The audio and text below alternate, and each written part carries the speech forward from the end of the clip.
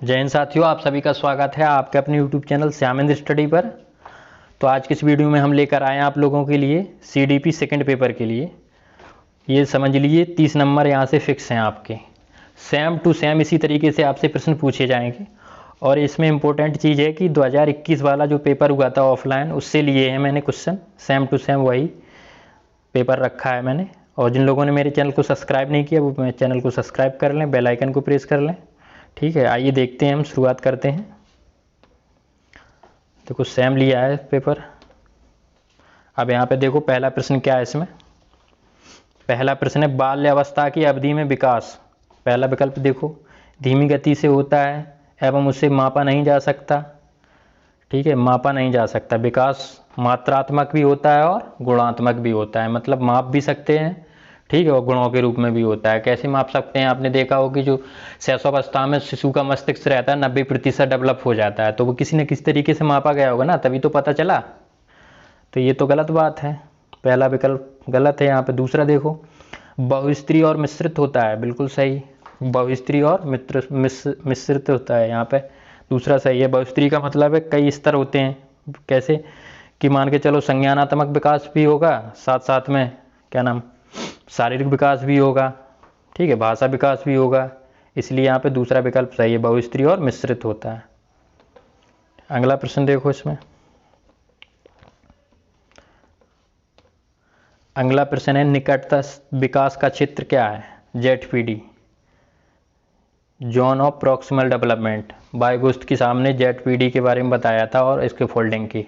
ठीक है, ZPD क्या होता है। ZPD जो जब बच्चा किसी काम को कर रहा हो, बीच में अटक जाए, उसे किसी वयस्क के या किसी टीचर की मदद से, जो उससे ज़्यादा जानता हो या सहकर्मी हो, उसका साथ वाला हो, सहपाठी, उससे उसे मदद मिले। ठीक है, जब खाली क्षेत्र उसके द्वारा भरा जाता है तो उसी को ZPD कहते हैं। ठीक है, जैसे कि मान के चलो, अब यहाँ पे विकल्प देखो, बच्चों के वर्तमान स्तर पर स्वतंत्र प्रदर्शन और वयस्क के अधिक कौशल वाले सहकर्मियों की सहायता से बच्चे द्वारा उपार्जित किए जाने वाले प्रदर्शन के मध्य का क्षेत्र। ठीक है, यही सही है पहले ही विकल्प इसमें। अब इसका मतलब है शुरुआत में बच्चा अपने स्वतंत्र रूप से करे कार्य। जैसे मान के चलो किसी ने कोई सवाल लगा रहा है, बच्चा अपने मन से लगा रहा है। ठीक है, इसके बाद वो अटक गया बीच में, उससे मैडम ने हेल्प कर दी, अध्यापका ने। ठीक है, जब वो अध्यापक के द्वारा जो खाली क्षेत्र जो भरा गया उसी को ZPD कहते हैं। या इससे और समझ लीजिए, जैसे कि मान के लो एक बच्चा झांसी का रहने वाला है। ठीक है, उसे लखनऊ जाना है। ठीक, अब वो कानपुर तक तो पहुंच गया, इसके बाद कानपुर के बाद लखनऊ का रास्ता पता नहीं उसे, तो बीच में कोई मदद कर दे जो उससे ज़्यादा जानता हो। ठीक है, तब वो किस मदद के द्वारा किसी से जब ये लखनऊ पहुंच जाता है, जब ये खाली क्षेत्र किसी बताया गया तो भरा गया, इसी को ZPD कहते हैं। ठीक है, यहाँ पे किसी की मदद से। अगला प्रश्न देखो। अगला प्रश्न इसमें जीन पियाजे के अनुसार बच्चे अमूर्त संक्रियात्मक अवस्था में डॉट क्या करते हैं, परिकल्पित निगमनात्मक तर्क और प्रतिज्ञाप्ति चिंतन करने में समर्थ हैं। बिल्कुल सही है। जो लास्ट स्टेज वो अवस्था थी जीन पियाजे साहब की, अमूर्त संक्रियात्मक अवस्था, जिसमें ठीक है अमूर्त किसी चीज़ को जब बिना होते हुए भी कल्पना कर सके बच्चे। ठीक है, वो लास्ट स्टेज में आते जब मेच्योर टाइप के हो जाते बच्चे किशोर अवस्था में, तो वहाँ नियम से उदाहरण की ओर जाने लगते हैं। तो ये अमूर्त संक्रियात्मक अवस्था में होता है। तो यहाँ पे पहला विकल्प सही है। ठीक है, बाकी ये केंद्रीकरण और अनुक्रमण सोच आवध, ये तो इनके पहले वाली स्टेजेज हैं। ठीक है, अगला प्रश्न देखो इसमें।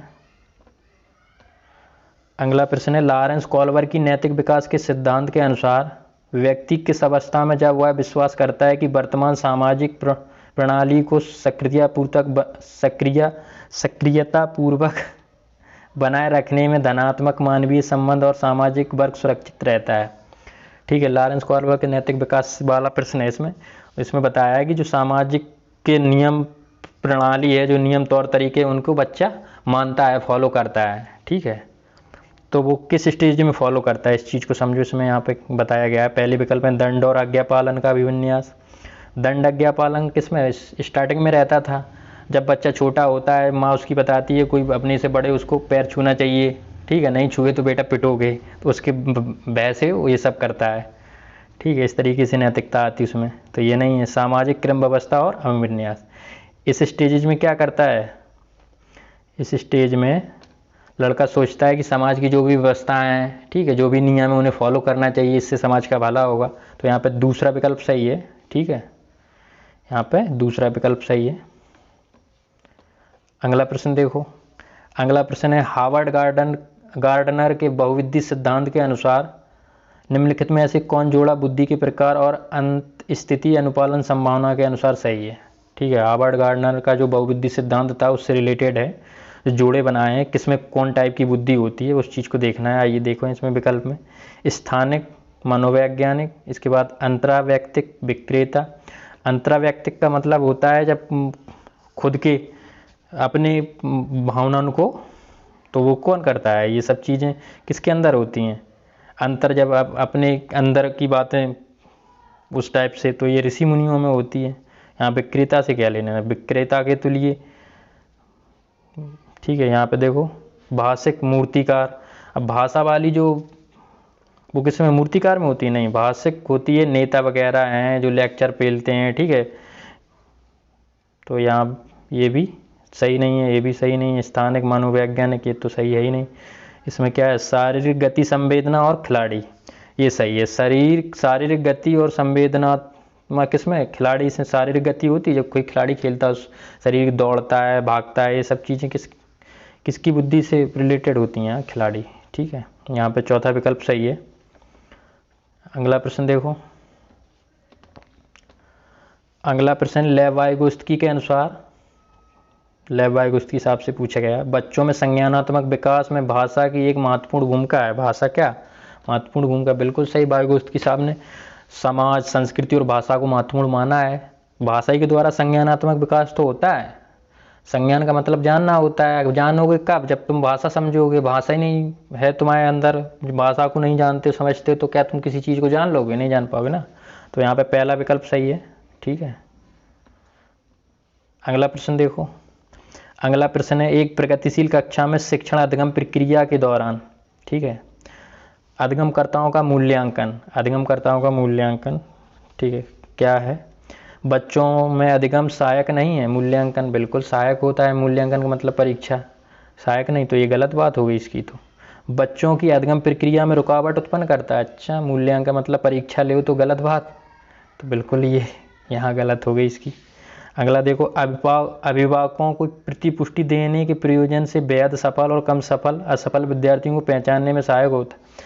मतलब अभिभावकों के लिए मूल्यांकन कराया जाता है कि बेटा तुम्हारा सर बोले तुम्हारा बेटा होशियार है, तुम्हारा कमज़ोर है, इस तरीके से इस वजह से परीक्षा ली जाती है बच्चों की, नहीं ये चीज़ नहीं होती है। ठीक है, अगला देखो, बेहद महत्वपूर्ण है क्योंकि यह बच्चों की समझ की जानकारी देता है और अध्यापकों को अपनी शिक्षा शास्त्र पर विचार करने में सहायक होता है, ये सही है।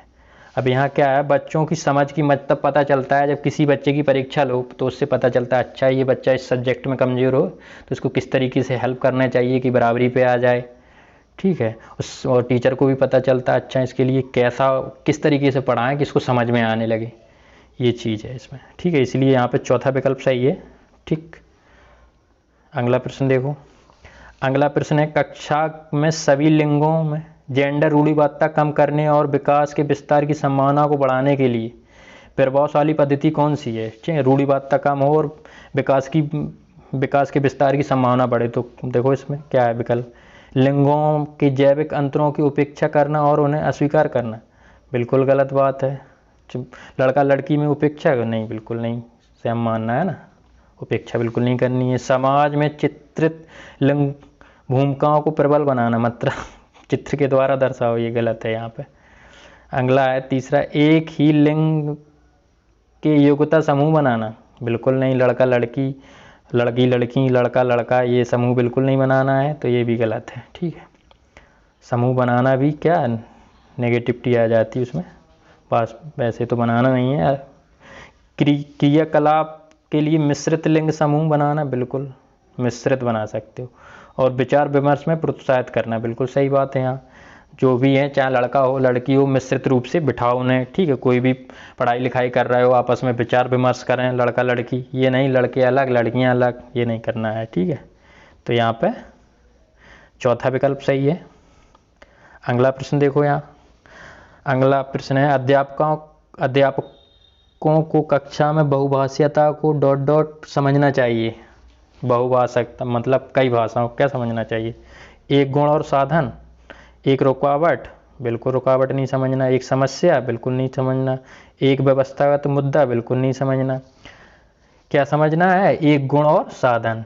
जैसे कि मान के चलो एक बच्चा हिंदी बोल लेता है, इंग्लिश भी बोल लेता, तमिल भी बोल लेता, तमिल बोल लेता, तो एक प्रकार का गुण समझो यार उसमें तो, ठीक है।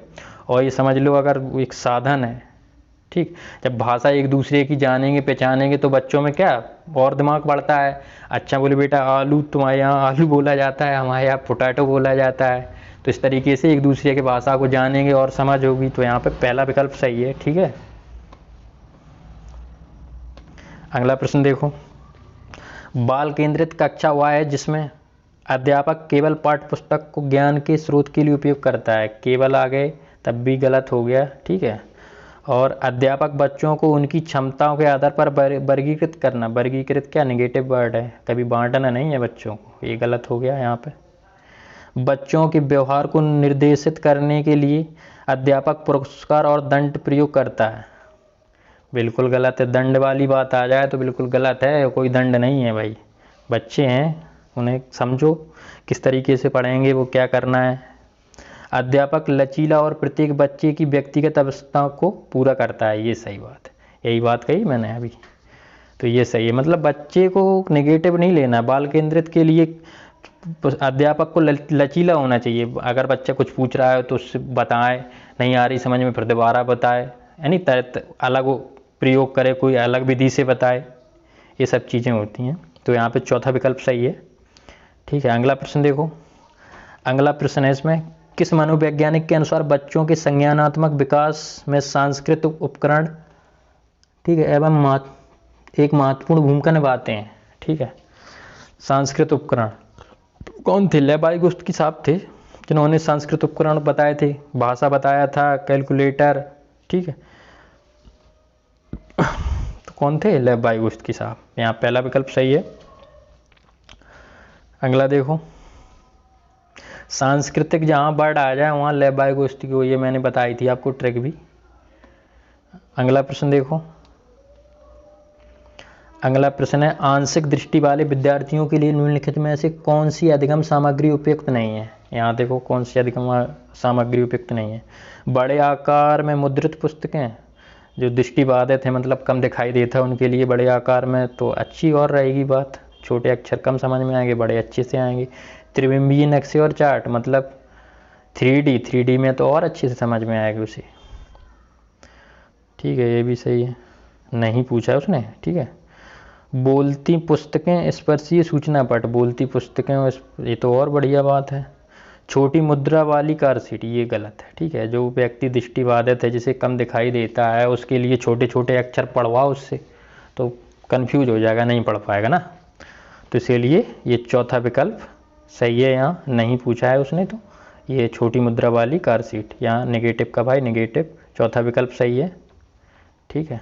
अगला प्रश्न देखो, अगला प्रश्न है, समावेशी शिक्षा के पीछे अंतर्निहित विचार हैं। क्या विचार? देखो, बच्चों को उनकी योग्यता के आधार पर पृथक करना और व्यावसायिक प्रशिक्षण का प्रबंधन करना, ये तो गलत बात है ना। पृथक करना मतलब अलग नहीं करना है बच्चों को समावेशी शिक्षा में।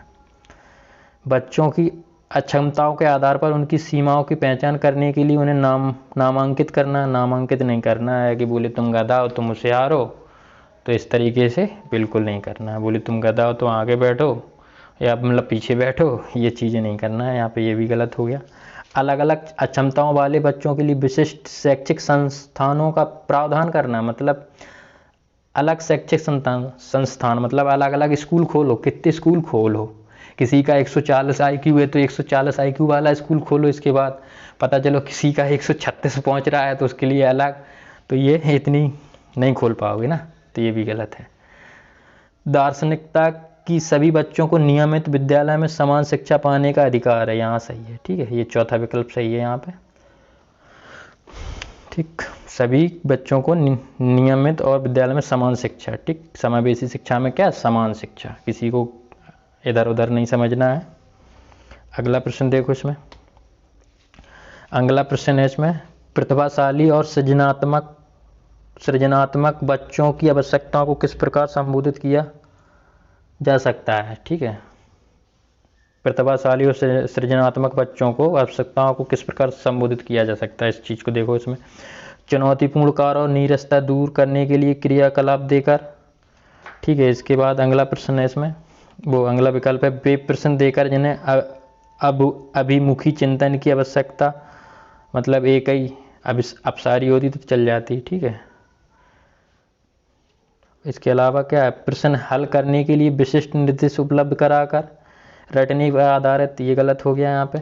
ठीक, रटना वाला काट ही देना है, प्रश्न हल करने के लिए विशिष्ट निर्देश उपलब्ध कराकर, निर्देश नहीं, तो ये भी गलत हो गया।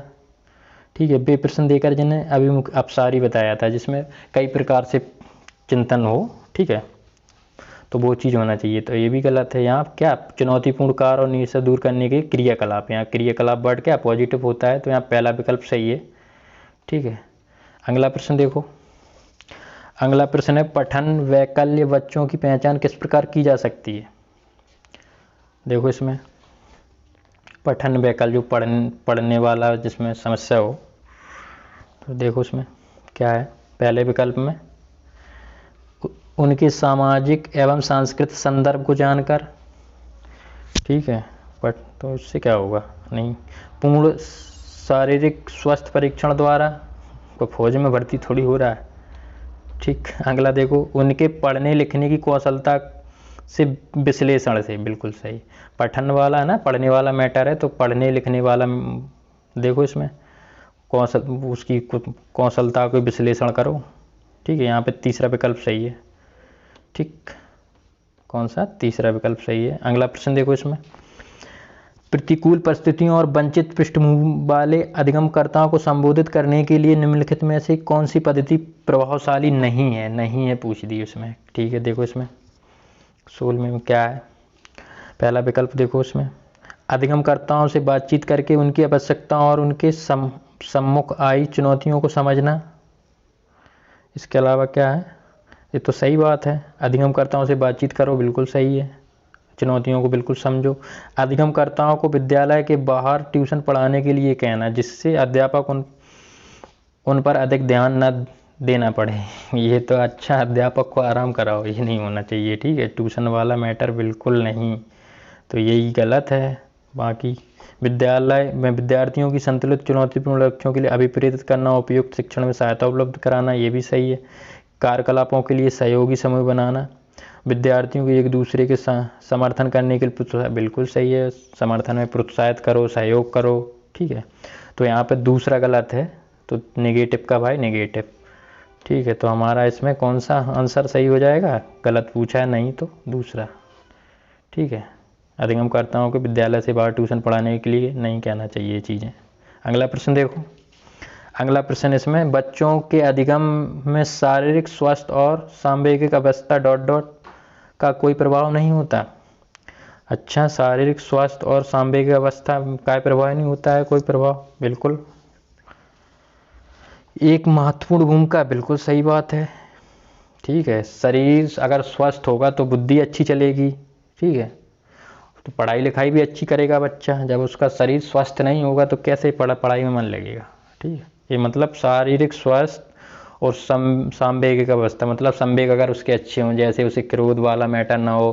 ठीक है, आप कभी भी अगर एग्जाम में जाते हैं, अगर आपके संवेग अच्छे हैं तो आप अच्छा प्रश्न, मतलब अच्छा माइंड फ्रेश है आपका, किसी से झगड़ा नहीं हुआ, कुछ नहीं हुआ। ठीक है, एकदम फ्री माइंड हो तो अच्छा प्रश्न करके आओगे आप। तो सीटेट में ये चीज़ तो इम्पोर्टेंट बनती है। आप भी अगर परीक्षा देने जा रहे हो तो ये समझ लीजिए, आपको किसी से लड़ना झगड़ना नहीं है, किसी तरीके की टेंशन नहीं लेना है। वहाँ समय से पहुँचें कायदे से। ठीक है, एकदम माइंड को एकदम फ्रेश रखें उस टाइम पे, तो अच्छा चलेगा। ये ट्रैक है सीटेट के लिए, यहाँ पे दूसरा विकल्प सही है। ठीक, अगला प्रश्न देखो, अगला प्रश्न है, कक्षा में अर्थपूर्ण अधिगम को प्रोत्साहित करने के लिए अध्यापका को डॉट डॉट विद्यार्थियों की सहायता करनी चाहिए कि भी अपने मनोभावों और अभिप्रायों को सुव्यवस्थित कर पाएँ। ठीक है, इसके अलावा ये तो सही बात है, विद्यार्थियों की सहायता करनी चाहिए अध्यापकों को, बिल्कुल सही है। इसके अलावा विद्यार्थियों को उनके प्रदर्शन के आधार पर वर्गीकृत और नामांकित, बिल्कुल नेगेटिव वर्ड है, इसे हटा दो, नहीं करना है बिल्कुल। विद्यार्थियों में संवाद और परिचर्चा को प्रोत्साहित करना चाहिए, बिल्कुल सही बात है। और क्या, जिसमें वे बहुपरिपेक्ष करने में सशक्त हों, सही बात है। कक्षा में विविधता की उपेक्षा वर्ड क्या, नेगेटिव होता है, ठीक है। उपेक्षा करके शिक्षण को मानक विधि, मतलब जो ऑलरेडी विधियां हैं उन्हीं पे काम करो, उन्हीं से पढ़ाओ, ये गलत है, ठीक है। तो यहाँ क्या विकल्प देखो, पहले में क्या है, पहला और तीसरा, वो अपना पहला ही तीसरा है, तो इसमें पहला ही विकल्प सही है यहाँ पर, ठीक है। इसमें पहला और तीसरा सही है, और यहाँ पे भी पहला तीसरा अपना सही है, ठीक। पहला विकल्प सही हो गया। अगला देखो, अगला प्रश्न है, अधिगम एक और डॉट प्रक्रिया है। देखो क्या, अधिगम एक जटिल और सक्रिय प्रक्रिया है, बिल्कुल सही। अधिगम एक जटिल प्रक्रिया है ही यार, आसानी से थोड़ी कोई सीखता है। इसके बाद सक्रिय प्रक्रिया है, एक्टिव, अगर आप एक्टिव हो तो बहुत जल्दी सीखोगे, ठीक। एक्टिव नहीं हो तो बिल्कुल नहीं। यहाँ का सरल रैखिक, गलत हो गई। सरल व्यक्तिगत, बिल्कुल नहीं, व्यक्तिगत है कहीं। जटिल और निष्क्रिय वर्ड, ये तो नेगेटिव है ही, तो यहाँ पे पहला ही विकल्प सही है। अगला प्रश्न देखो, अगला प्रश्न है, अपनी कक्षा में अर्थपूर्ण अधिगम को सुसाध्य बनाने के लिए अध्यापकों को अपनी कक्षा में सामाजिक, सांस्कृतिक, धार्मिक, भाषी विविधता को का करना है। देखो विकल्प में टालना है, गलत बात, बिल्कुल नहीं टालना। विविधता को उपेक्षित करना है, उपेक्षा भी नहीं करना है। समझना, बिल्कुल सही बात है, समझना है भाई। अनदेखा करना, नहीं करना। तो यहाँ पे तीसरा विकल्प सही है, ठीक।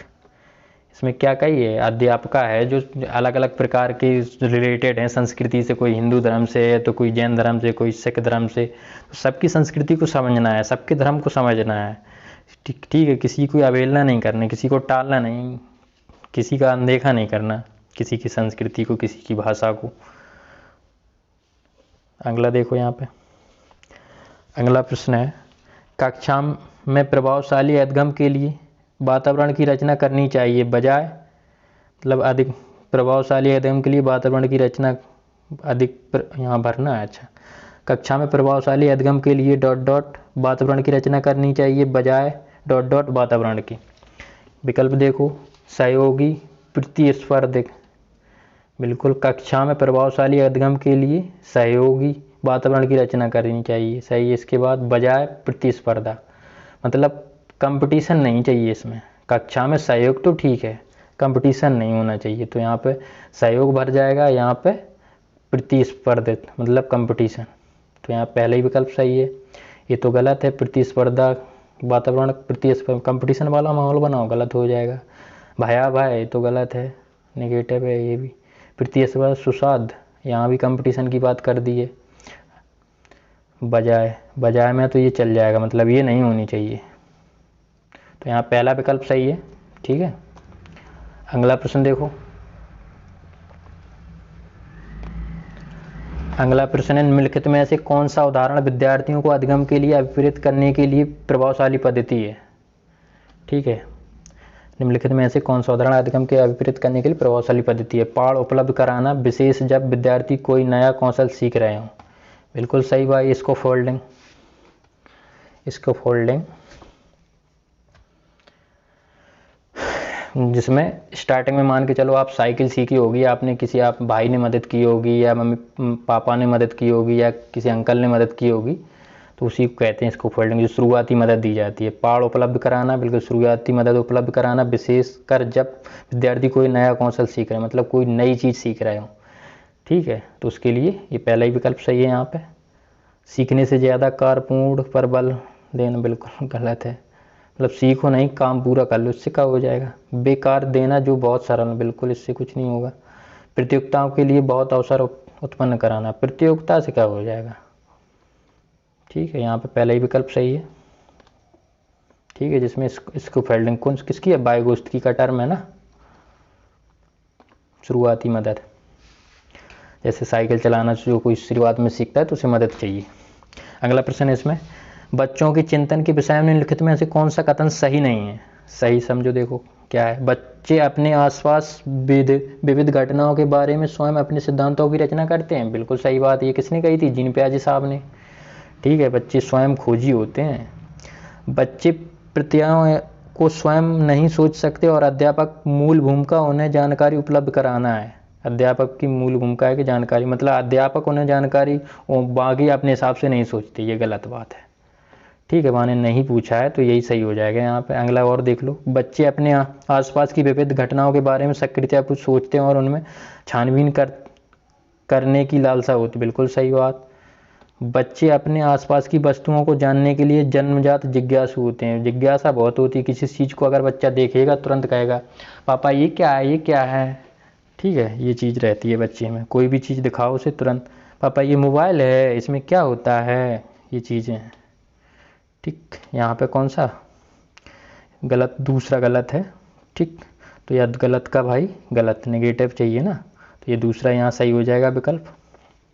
अगला प्रश्न देखो। अगला प्रश्न है, बच्चों का विद्यालय में असफल होना डॉट डॉट प्रस्तावित करता है कि वंचित पृष्ठभूमि वाले बच्चों में अधिगम का सामर्थ्य नहीं होता। अच्छा, बिल्कुल गलत बात है। निर्दिष्ट करता है कि विद्यालय इन बच्चों की आवश्यकताओं और रुचियों की पूर्ति करने में समर्थ नहीं है। ठीक है, इसके अलावा क्या है? साबित करता है कि इन बच्चों में आनुवंशिक पैदाइशी कमियां हैं। बिल्कुल गलत बात। बच्चे में कमी नहीं निकालना है। सूचित करता है कि अभिभावकों में अपने बच्चों में अधिगम सहायता करने का सामर्थ्य नहीं है। अभिभावक को क्यों ले लिए बीच में? ये भी गलत बात है। तो यही है, निर्दिष्ट करता है कि विद्यालय इन बच्चों की आवश्यकताओं और रुचियों की पूर्ति करने में समर्थ नहीं है। मतलब विद्यालय में कमियां होगी तभी बच्चा समस्या में फंस रहा है। ठीक है, जो भी असफल हो रहा है बच्चा, वो विद्यालय की कमी के कारण हो रहा है, टीचर की कमी के कारण हो रहा है। ठीक, स्वयं उसकी कोई गलती नहीं है। यहाँ पे दूसरा विकल्प सही हो जाएगा। अगला प्रश्न देखो। समूह एक दूसरे को पढ़ाने और सहायता करने से बच्चे स्वयं चिंतन प्रक्रिया अपेक्ष कर सकते हैं और संज्ञानात्मक क्रियाकलाप में उच्च स्तर पर पहुंच सकते हैं। ठीक है, इसके अलावा बच्चों में भ्रांति उत्पन्न हो सकती है जो उनके अधिगम में हस्तक्षेप करती है। बच्चों का ध्यान भंग हो सकता है और यह एक प्रभावशाली शैक्षिक पद्धति नहीं है। ठीक है, इसके अलावा क्या पूछा इसमें? बच्चों में प्रतिस्पर्धा मतलब प्रवृत्ति उत्पन्न होती है जो अधिगम में भिन्न रुकावट पैदा करती है। समूह में एक दूसरे को पढ़ाने में सहायता करने से बच्चों में स्वयं चिंतन प्रक्रिया और अपेक्ष कर सकते हैं और संज्ञानात्मक क्रिया उच्च स्तर तक पहुंच सकते हैं। समूह का मैटर रहता है। जब सामूहिक रूप से बच्चों को पढ़ाओ तो उसमें एक दूसरे से बात करेंगे, एक दूसरे को समझेंगे। अगर उनको कोई चीज़ आ रही तो उन्हें बताएंगे, उनको आ रही तो उससे बताएगा। ठीक है, ये चीज़ अच्छी होती है। तो यहाँ पहला ही विकल्प सही है। अगला प्रश्न देखो। अगला प्रश्न इसमें एक डॉट डॉट कक्षा में अध्यापक अपनी शिक्षा शास्त्र डॉट डॉट मतलब एक कक्षा में एक डॉट कक्षा में अध्यापक अपनी शिक्षा शास्त्र आकलन विधियों को विद्यार्थियों को व्यक्तिगत जरूरतों के अनुसार परिवर्तित करती है। कौन सी? अध्यापक केंद्रित प्रगतिशील कक्षा। कौन सी प्रगतिशील कक्षा मानी जाती है उसे? अध्यापक केंद्रित बिल्कुल नहीं, पाठ्य पुस्तक भी नहीं, व्यवहारवादी भी नहीं। कौन सी? प्रगतिशील। यहाँ दूसरा विकल्प सही है। ठीक है, अगला प्रश्न देखो। इसमें विकास के विषय में निम्नलिखित में ऐसे कौन सा कथन सही है? बच्चों के विकास में बहुत सी सांस्कृतिक विविधताएं होती हैं। संसार में सभी बच्चों का विकास एक ही क्रम और सुनिश्चित समय से होता है। विकास सुरुचिपूर्ण और सुव्यवस्थित समूह की अवस्थाओं, पूर्व निश्चित आनुवंशिकता घटकों के कारण होता है। विकास एक सरल और एक दिशीय प्रक्रिया है। ठीक है, ये तो गलत हो गया यहाँ। ठीक, इसमें विकास सुरुचिपूर्ण सुव्यवस्थित समूह की अवस्थाओं को आनुवंशिक घटकों का कारण होता है, तो ये भी गलत है। संसार के सभी बच्चों का विकास क्रम और सुनिश्चित एक समय, सब एक जैसा विकास कैसे होता है? किसी की अगर लंबाई बढ़ रही है तो किसी कोई वजन पहले बढ़ रहा है, तो ये भी गलत हो गया यहाँ। ये सही है। बच्चों के विकास में बहुत सांस्कृतिक विविधताएं होती हैं। बिल्कुल सही, अलग अलग प्रकार से विकास होता है। किसी प्रकार की संस्कृति है तो किसी की किसकी, ये चीज़ें हैं। यहाँ पहला विकल्प सही है। अगला प्रश्न देखो। निम्नलिखित में ऐसे मध्य बाल अवस्था की अवधि का मुख्य प्रमाण चिन्ह कौन सा है? यहाँ देखो, प्रतीकात्मक खेल का उभरना, इसके बाद तर्क संगत विचारों का विकास जो कि प्राकृतिक रूप से मूर्त हैं। प्रतीकात्मक खेल तो ये क्या नाम, पूर्व बाल अवस्था की चीज़ें हैं। तो यहाँ पे तर्क संगत विचारों का विकास जो कि प्राकृतिक रूप से मूर्त हैं, मतलब बच्चा तर्क तब करता है जब उसे मूर्त, मतलब कोई चीज़ सामने से दिखाई जाए, कोई वस्तु सामने से उसके पास तब वो चिंतन करेगा, उस पर तर्क करेगा, अच्छा ये क्या है, ये क्यों आई, ये कैसे हुई। तो ये किस में, मध्य बाल अवस्था में होता है। यहाँ दूसरा विकल्प सही है। ठीक है, अगला प्रश्न देखो। अगला प्रश्न है, बच्चों के समाजीकरण में विद्यालय डॉट डॉट की कोई भूमिका नहीं है। बिल्कुल है यार, एक बहुत कम भूमिका है, ये भी नहीं है। प्राथमिक कारक, प्राथमिक कारक परिवार होता है, विद्यालय का होता है द्वितीय कारक। यहाँ चौथा विकल्प सही है। ठीक है, पहले बच्चा घर से सीखता है, इसके बाद दूसरे नंबर पे विद्यालय से सीखता है सब चीज़ें। अब ऐसा तो है नहीं पहले घर कुछ ना सीखे डायरेक्ट विद्यालय में सीखने लगे, इसलिए विद्यालय को द्वितीय कारक माना जाता है। पहले जो कुछ घर पे सीखता है वो प्राथमिक कारक होता है, परिवार। ठीक, यहाँ चौथा विकल्प सही है। अगला प्रश्न देखो, निम्नलिखित में ऐसे किस मनोवैज्ञानिक ने प्रस्तावित किया है कि बच्चों का चिंतन गुणात्मक रूप से वयस्कों की अपेक्षा अलग होता है। ठीक, वयस्कों की अपेक्षा अलग होता है गुणात्मक रूप से, मतलब मात्रा में सेम होता है।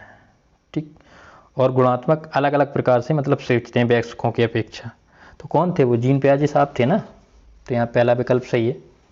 इन्होंने बताया था कि बच्चों को जो सोचने की है वो मतलब क्या, मतलब वो वयस्कों से गुणों, मतलब वयस्क अलग प्रकार से सोचते हैं, चिंतन करते हैं, जबकि बच्चा अलग प्रकार से, लेकिन मात्रा में सेम होता है। ठीक है, आज के लिए बस इतना ही। सभी को मेरा जय हिंद। पढ़ते रहिए, बहुत कम समय है।